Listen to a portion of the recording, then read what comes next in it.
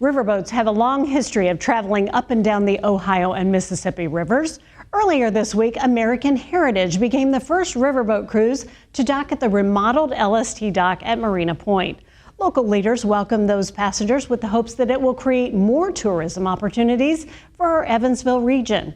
We'll learn more about the riverboat cruise stop this week on WNIN Newsmakers.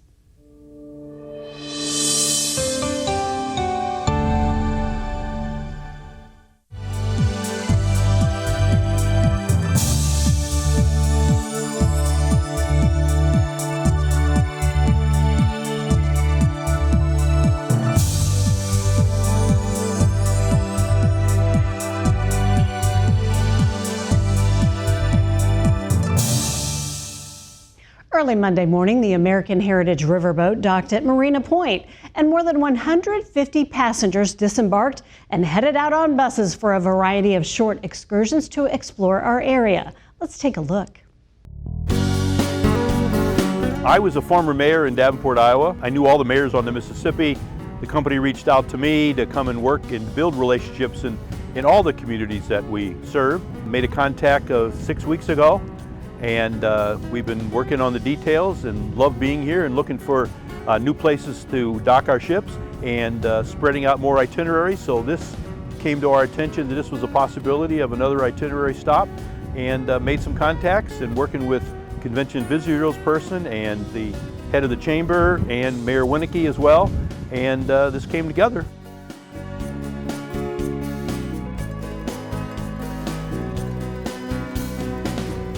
One of the nice things is this is part of our heritage. Being a river city, it is so nice to welcome a riverboat back here and a chance to welcome visitors to our city, and that's what it's all about. Well, this is the one that starts in St. Louis and goes to Pittsburgh. Most of our cruises, the traditional cruise, is 7 nights, 8 days. So they're making various stops along the river here. If you look at my stars, this is my 12th American Cruise Line cruise. So this is, the Ohio River was one we had not done. I'd love to see the scenery on the river. It's just beautiful. This is about 175 on this boat. Our boats range between 150 and 190 passengers, and it's designed by that for size because it's much more intimate, much more personalized attention. Well, we did the LST trip, but we had a tour guide that did the loop with us and gave us a lot of history about the town. So we actually saw the first LST up in the on a Great Lakes cruise. So we saw the one that's not operative, that's more of a museum, and it was really nice seeing one that operates, and it was a good experience. We learned a lot. And it was interesting to see the Higgins boat on top of that boat. You can see by the ship behind me, every room has one of those balconies on both sides of the ship. The food is great, executive chef for all the meals, as well as cocktail parties and entertainment on the ship, plus all the excursions we do in town. There's some things I'd like to see that we didn't get to see. You know, there's enough to do here to spend a morning and afternoon, because I would have loved to have gone back to the museum, Art, Science, History Museum, or maybe even walk downtown on Main Street. They've done a great job putting it together, and we're looking to come here today, of course, but also many more times in the future. I think events like this will really help Evansville out. Hopefully it's not going to leave without me here in a few minutes.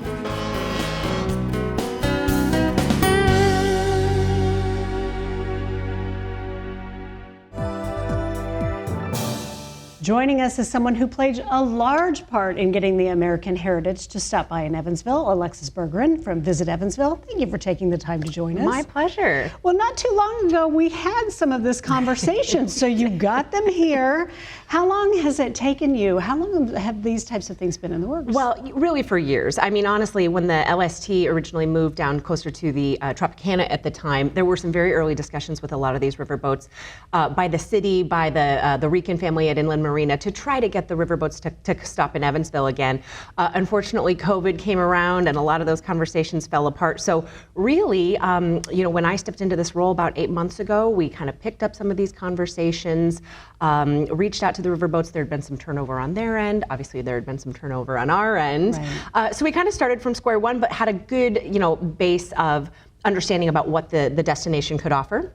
I think the surprising part for us was when we first picked this back up, everyone said, well, it's going to take 12 to 18 months to get on their itineraries. And here 8 months later, we had a boat to the dock on August 8th. So that was very exciting. They were just, I think, really eager to, again, try something different. And they are in just a huge period of growth right now. Domestic river cruises are just booming, and they're building new boats. I think they're building one new boat every year for the next 5 to 7 years. Oh my. So they're really kind of looking to explore new destinations, new rivers even, and so we're just lucky enough to have the right assets at the right time and the right partners.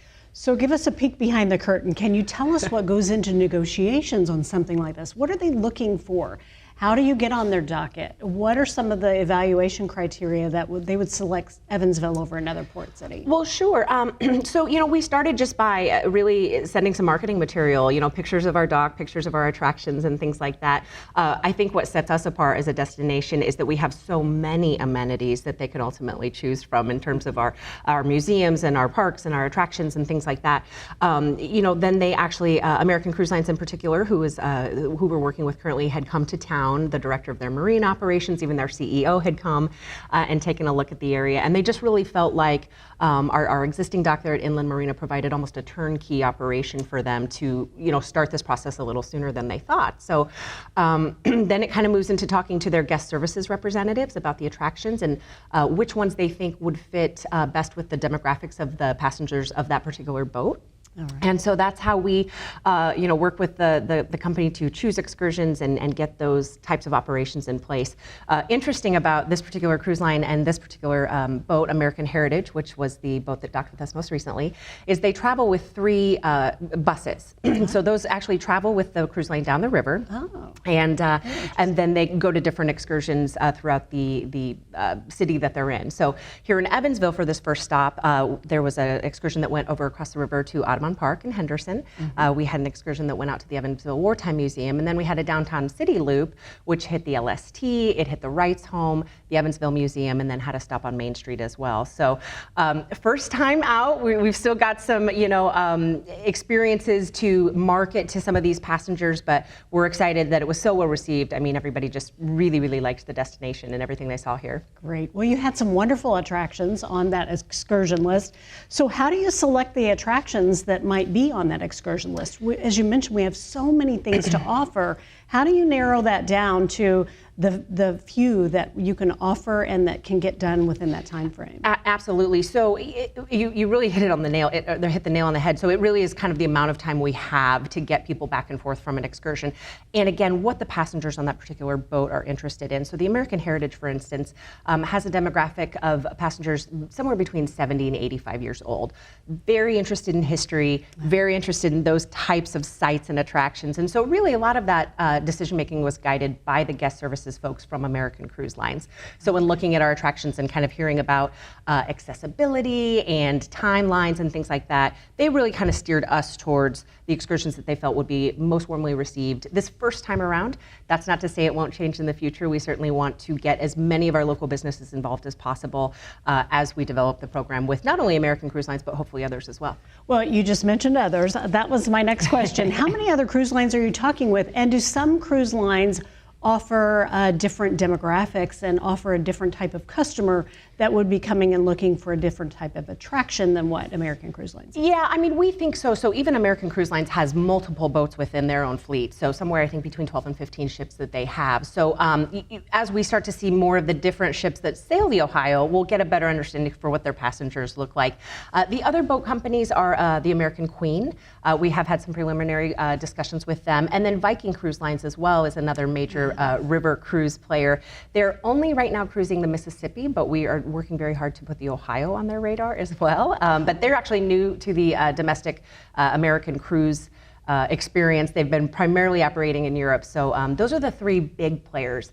The other piece of this project for us is working to attract a boat that can be here year-round. So while we do understand for a lot of folks locally, including myself, these cruise lines may not be the businesses that can, I should say, feed my need to get on the river. But we are working to attract more of a permanent excursion cruise line. So a cruise line that would go out just during the day for a lunch cruise or a dinner cruise, a cocktail cruise, something like that. Something that might be available for private parties. We are currently working with a company called BB Riverboats. They're out of the Louisville area. I'm sorry, the Cincinnati area, excuse me. And they are very interested in the area. They've been here a couple of times to look around. So they actually have to purchase a new boat, though, to get to be here because they, again, during the pandemic had gone through some changes of their own. So they're out there looking for a boat to bring to Evansville, and they would actually have a base of operation here, or at least that's the hope. That's what we're working towards. So really, it is kind of twofold. It's accommodating the visitor, but accommodating our residents as well in having this type of attraction available year-round on the riverfront. So if you talk about a boat maybe being here year-round, and you mentioned the overnight excursions, do you ever foresee a time where maybe they would be stationed here, but they would go on longer-term cruises that would go down the river and then come back here? Yes. So actually, BB Riverboats in particular does do, particularly in the fall, multi-day cruises where they go to different destinations and the passengers actually spend the nights in a destination versus on the riverboat. Okay. So as these cruise ships are traveling down, let's say the Ohio, they're cruising mainly at night, and then they get off during the day. It's actually the reverse for some of those more permanent boats that would do cruises, like I said, in the fall. So there are those opportunities, certainly, as even these companies kind of emerge out of the pandemic, we're seeing some new routes, new ways of doing things. And so really it's all kind of emerging in a new and different way, and we're just here to accommodate as best we can. So any speculation on what, you mentioned it's a booming industry, what is really driving this, especially in the time of inflation and some people really scaling back in terms of vacations? Do you have any speculation on what has created all the interest in these types of riverboat cruises? Is it that riverboat cruises are easier than ocean cruises, or what do you think? I think a lot of it has to do with people wanting to do more domestic travel than international travel, and often, for cruises, you have to travel to a major port, you're sailing across an ocean, and so there does seem to be among the leisure traveler more interest in doing more travel domestically, and so this is a very unique way to do that. You even see that within the leisure traveler that's doing more driving within 200 miles of their home. I think this is analogous to that in the traveler that maybe wants to get out a little bit further, but not necessarily commit to flying down to Florida and going to the Bahamas or something like that. Sure. So what does it mean economic impact-wise for both our businesses and for our city and our county as a whole? What types of things do you see these excursions bringing to our downtown businesses and the businesses around those attractions, and also, again, our city as a whole? Sure. Well, I mean, the truth is it's a little early for us to tell. Obviously, we've got one stop under our belt, and we are still learning on what the patterns of those passengers will be. And so depending on what attractions they're hitting and what opportunity there is to spend money, typically these boats, when the passengers are on shore, they'll spend somewhere between $100 and $150 per person. Now, again, that kind of depends on, are they on Main Street? Is that sort of retail available at the attraction? So we're still learning kind of what those patterns are going to look like. And of course, as the stops become more frequent, as we hope the stops become more frequent, we'll be able to, look at that in terms of a formula that we can provide. But when you look at a city like Cincinnati, for instance, or like Louisville, that's seeing, up to hundreds and hundreds of stops a year, they're seeing millions of dollars worth of economic impact. And so we're certainly, while it's hard kind of to forecast because we're not in a long-term agreement yet, we certainly see good things on the horizon as the passengers and the market in general and the industry in general becomes more familiar with our city. Well, earlier you mentioned the dock kind of being turnkey. Were there any different types of upgrades you needed to make at the LST dock at Marina Pointe, or different things that they require that maybe we didn't have in place already? Yeah, well, really at this point, we've done a lot of aesthetics. So we've done some painting. We have restained the exterior of that ticket barge that sits at the dock attached to the barge dock there. There's still some work yet to be done, but we've cleaned it up, and we've done some decor and things like that. There was just a lot of maintenance things that needed to be handled, greasing of plates and things like that. And so that's really been our focus right now, but certainly we're looking to do more upgrades. Probably the most important thing that we'll need to do before we have a full-time excursion boat here is there's two ways that the boats can approach. On the outside, which is how the cruise ship approached this past week, and then on the inside, which is where a permanent ship would be docked.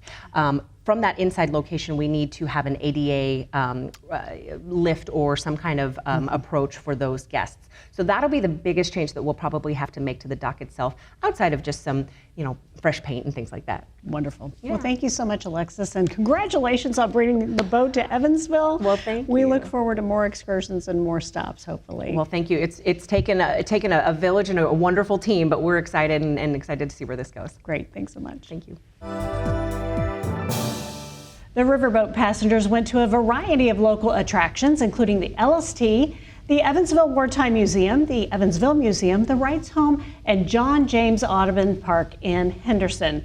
Joining us to talk about what it's like to host these visitors is Matt Rao from the Wrights Home and Heidi Taylor-Cottle from Audubon Park. Thank you so much for joining us. Thank you, Amy. So give us a little overview, both of you. How many visitors did you see on Monday, and what was it like? I know this was our first time, but maybe not the first time for John James Audubon State Park. Right. Well, we saw around 51, 52 visitors on Monday, which usually we average about 100 to 170. So it was down a little bit for us, but great for this first time visiting in Evansville. Wonderful. And Matt, how about you?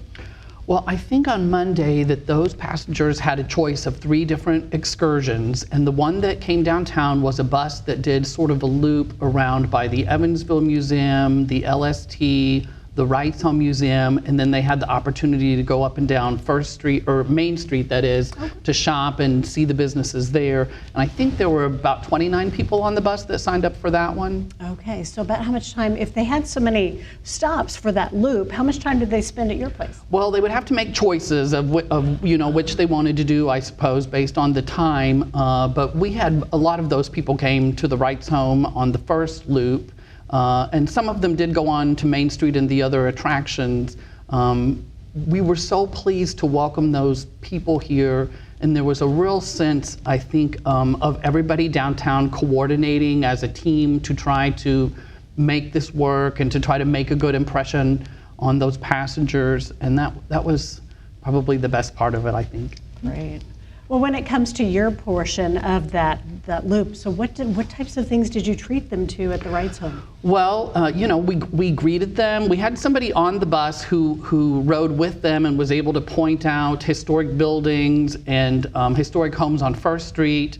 When they arrived at the Wrights Home, the bus came up. I went out and greeted them. The passengers who were coming for our tour got off. We had docents there on Monday morning when we're normally closed, who were able to work with those passengers. They took them on full tours of our property. It went very smoothly, I would say, but all of the kudos really go to Alexis and the Visitors Bureau for making these arrangements, and very quickly as well. We only knew 2 weeks ahead of time that they were coming, but they managed to orchestrate all of that with all of us downtown, and I think it was a success. Wonderful. Well, I know John James Audubon State Park. There's so many things to do at that park.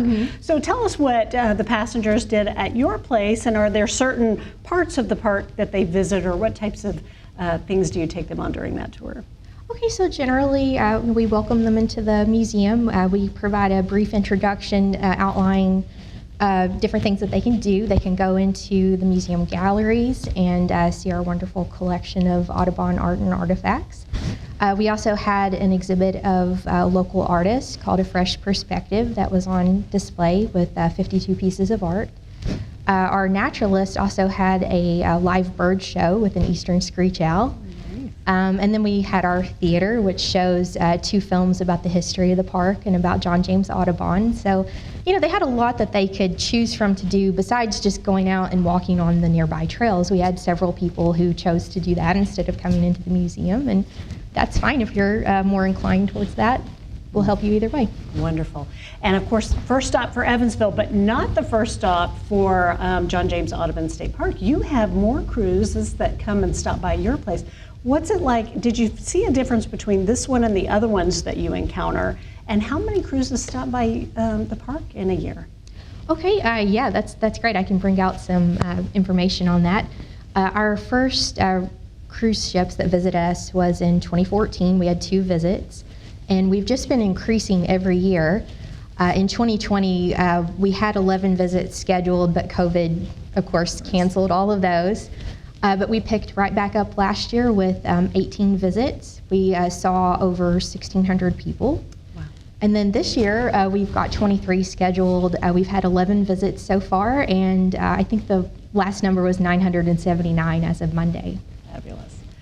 Well, very exciting for Evansville. Very neat for you to be on that stop. Tell us We were what really you, pleased. Tell us what you think about this opportunity and about the prospect of more coming, what it means for the Wrights home and what it could mean for our downtown tourist attractions. All of our attractions downtown are hungry for visitors and activity as we emerge from COVID. We're still not exactly back to where we were before COVID with the fundraising and the number of visitors that we're welcoming, but we have so many attractions that are downtown and that are in very close proximity to the dock, like the Evansville Museum, the LST, the Children's Museum, the African American Museum, the Wrights Home. The Wrights Home is within a 5-minute bus ride of the dock. So within a short period of time, they can see several of these attractions downtown, and we're ready to serve them. Yes, yep.